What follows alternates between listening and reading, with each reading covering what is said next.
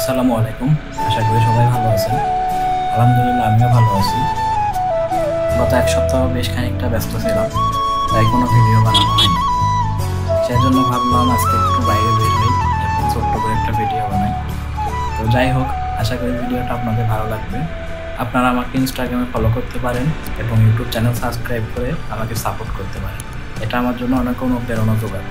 আর আমার প্রোফাইলে ইনস্টাগ্রাম ও ইউটিউব চ্যানেলের লিঙ্ক দেওয়া আছে, আপনারা চাইলে আমার সাথে সেখানে যুক্ত হতে পারেন।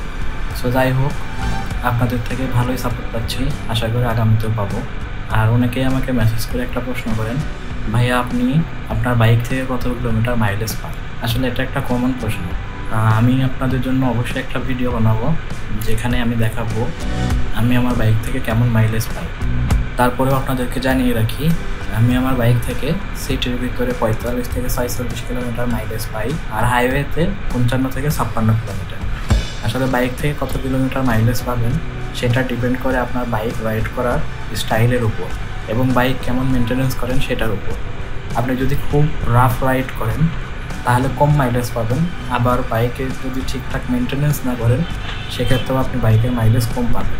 আর যদি বাইকের আরপিএম ঠিক রেখে ভালোভাবে রাইড করেন এবং ঠিকভাবে মেনটেনেন্স করেন তাহলে অবশ্যই বাইকের মাইলেজ বেশি পাবেন। আসলে পুরো ব্যাপারটা আপনার উপর ডিপেন্ড করে।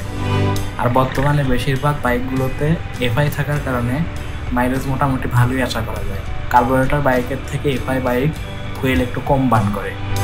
আর এখন আমি চুয়াডাঙ্গা কৃষি উন্নয়ন বোর্ড বিএডিসিতে যাব। আর এখানকার রাস্তাগুলো কাজ চলছে অনেক দিন ধরে। আর স্পোর্ট বাইক ভাঙা রাস্তায় রাইড করা খুব কষ্টকর। আশা করি রাস্তাগুলোর কাজ খুব তাড়াতাড়ি শেষ হবে। আর সবাই বাইক রাইড করার আগে অবশ্যই হেলমেট পরবেন এবং অবশ্যই বাইক অনেক স্পিডে চালাবেন না। এটা স্পিডে চালানোর বাহন না। নিজের কন্ট্রোলে রেখে বাইক রাইড করা সবার জন্য ভালো, কারণ একটা দুর্ঘটনা সারা জীবনের কান্না। ধীরে সুস্থে বাইক রাইড করুন, নিজে বাঁচুন, অন্যকে বাঁচান। বেঁচে থাকলে সারা জীবন বাইক রাইড করতে পারবেন। আর একটা দুর্ঘটনা ঘটে গেলে যদি মরে না যান, হাত অথবা পা ভেঙে যায় বা একটা অঙ্গহানি হয়, তাহলে আপনাকে কিন্তু সারা জীবন সেই বোঝা বয়ে বেড়াতে হবে। তাই সবসময় সাবধানে সুন্দরভাবে গতি নিজের নিয়ন্ত্রণে রেখে বাইক রাইড করুন। তো যাই হোক, অনেক জ্ঞানের কথা বললাম, প্লিজ কেউ আবার মাইন্ড করবেন না। আর এখন আমি চুয়াডাঙ্গা বিএডিসির সামনে। এখানে বীজ প্রক্রিয়াজাত করে এবং এখানে অনেক কিছু চাষও করে। আর জায়গাটা অনেক সুন্দর। অনেকে এখানে আসে বিকেলবেলা বেড়াতে। ভিতরে অনেক ফাঁকা জায়গা এবং ফসলের মাঠ আছে।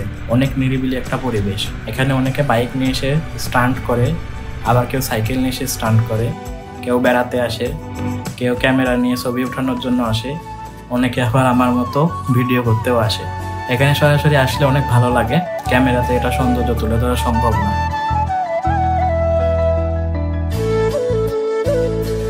আর এই হচ্ছে আমার বাইক।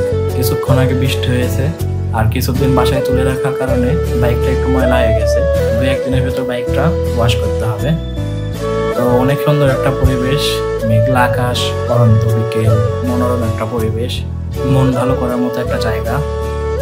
আর সবাই ভালো থাকবেন, সুস্থ থাকবেন। দেখা হবে অন্য একটি ব্র্যান্ড নিউ ভিডিওতে। So take care and please like, share, comment.